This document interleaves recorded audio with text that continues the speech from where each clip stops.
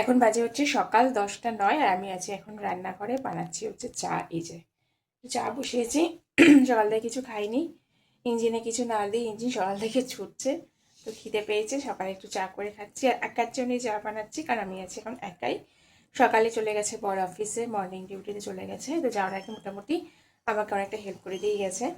স্নান টান করে গেছে, সে নিজে জামা কাপড় কেচে কেচে দিয়ে গেছে, মেলে দিয়েছি। তো কিছু বাসি জামা কাপড় আমার আর ছেলের আছে, সেগুলো কাচবো মেলবো। আর এইমাত্র আমি ছেলেকে দিয়ে এসেছি। ছেলের আজ থেকে পরীক্ষা শুরু হলো।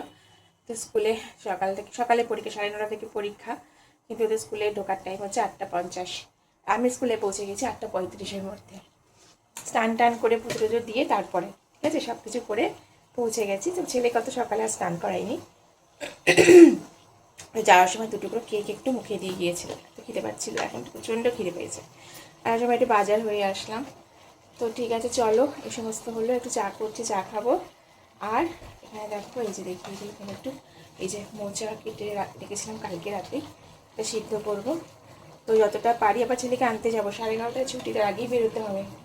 মোটামুটি 1 ঘন্টা পরেই বেরোবো। তো যতটা পারছি কাজকর্মগুলো চটপট করে সেরে নিই।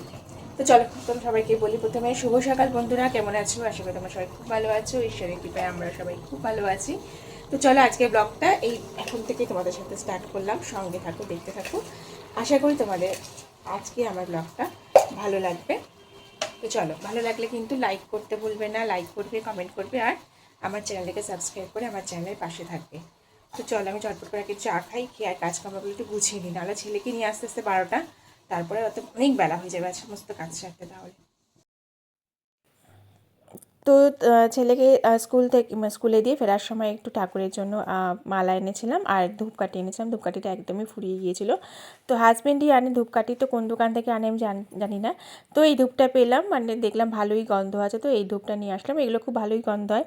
এমনিতেই আমরা মশলা কাঠির ধূপ ব্যবহার করি, কালো কাঠির ধূপ ব্যবহার করি না। তো ধূপটা পেলাম, দেখলাম ভালোই, তো নিয়ে নিলাম আপাতত, এরকম কদিন চলবে। আর জামা কাপড় এসে বললাম কেচেছি, কাঁথা ছিল না। হাজবেন্ড তার নিজের জামাকাপড় যেগুলো কেচে দিয়ে গেছিলো সেগুলো সকালবেলায় মেলেছিলাম, আর এখন আমি এসে আমার বাসি জামাকাপড়, ছেলের বাসি জামাকাপড় সব কাচলাম, কেচে সেগুলো এখানে ছাদে মেলতে এলাম। আর এখন তো প্রচুর রোদ হয়ে গেছে, জামাকাপড় ঘন্টাখানেক থাকলে কিন্তু একদম শুকিয়ে যাচ্ছে, বেশিক্ষণ রাখতেও হচ্ছে না।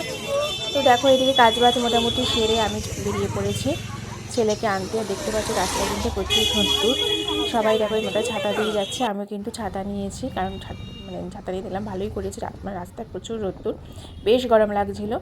তারপর দেখো এখানে অটো স্ট্যান্ড থেকে অটোতে উঠে পড়েছি, আর সঙ্গে সঙ্গে গিয়ে আজকে অটো পেয়ে গেছি, দেরি হয়নি। তো অটো করে যাচ্ছিলাম, যেতে অটোতে 3 মিনিট 3-4 মতন লাগে। তো অটো করে ছেলেকে আনতে যাচ্ছি।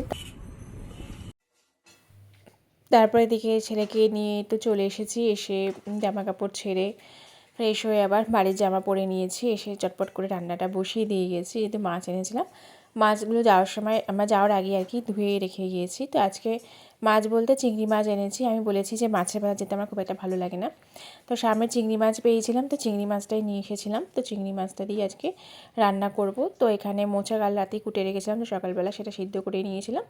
আর এখন এটা এসেই প্রথমে মোচা চিংড়িটা বসিয়ে দিলাম। তো মোচা চিংড়ি হয়ে গেছে, তারপরে বসাচ্ছি এখানে একটু শিম আর ফুলকপি ভাজা। প্রথমে ভেবেছিলাম শুধু মোচা চিংড়ি করবো আর চিংড়ি মাছের একটু ঝাল বা ঝোল মতন কিছু করব। তারপরে একটুখানি ইচ্ছা হলো একটু ভাজাভুজি খাবার। ঘরে কোনো টাটকা সবজি থাকলে আমার খুব ভাজা খেতে ইচ্ছা করে। তো শিমগুলো একদম টাটকা ছিল, এনেছে। তো শিম আর এখানে একটু ফুলকপি ভাজা একসাথে করে নিলাম, কারণ ফুলকপি ভাজা খেতে আমার ভীষণই ভালো লাগে।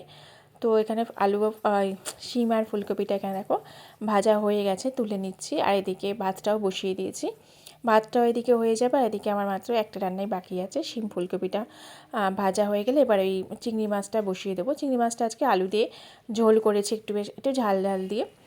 তো ছেলেকে নিয়ে আসার সময়, ছেলেকে নিয়ে না, সকালবেলা যখন মানে ছেলেকে স্কুলে দিয়ে যখন একটু বললাম না বাজারে গিয়েছিলাম, তো সেখান থেকে একটু এই কুল এনেছিলাম। ওই ছেলে এই কুল খাবে খাবে করছিল, তো এই কুল এনেছি একটু। অন্যবার আমিও খাই, কিন্তু এবার আমি খাবো না, আমার যেহেতু ওষুধ চলছে, বারণ আছে, আমি খাবো না। আর একটু চাটনি করবো ভেবেছি। অন্যবার এগুলো আচারও করি, তো এবার আর আচার টাচার করা হবে না, কারণ এখন খুব একটা ভালো কুল দেখছি বাজারে পাচ্ছিও না, আর আমার সময়ও হবে না। তো এবার একটু ভেবেছি চাটনি করে রাখবো, সেটাই ভালো, কদিন চাটনিটা খাওয়া যাবে, কুল চাটনি খেতে ভালোই লাগে।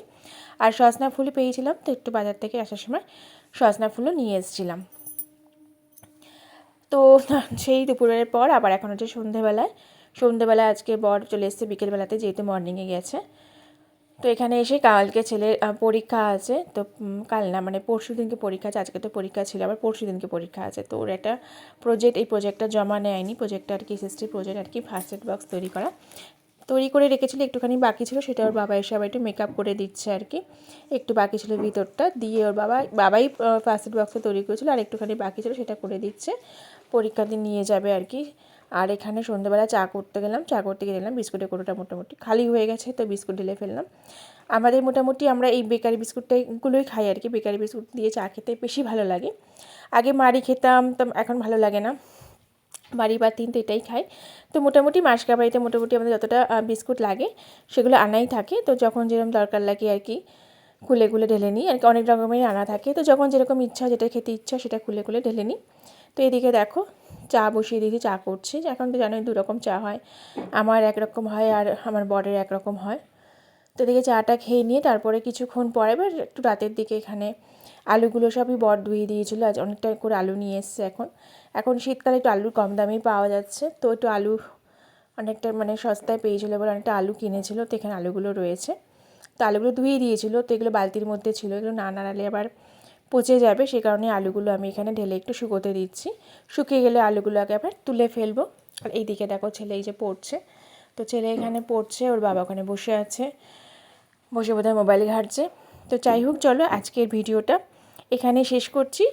আশা করছি তোমাদের আজকে আমার ভিডিওটা ভালো লেগেছে। যদি ভালো লেগে থাকে লাইক করবে, ছোট্ট করে একটা কমেন্ট রেখে আসবে কেমন লাগলো। আর ভালো লাগলে অবশ্যই আমার চ্যানেলটিকে সাবস্ক্রাইব করে আমার চ্যানেলের পাশে থেকো। তো চলো দেখা হবে নতুন ভিডিওর সাথে অন্য দিন। আজকের মতন tata, bye bye, good night, সবাই ভালো থেকো, সুস্থ থেকো, সাবধানে থেকো।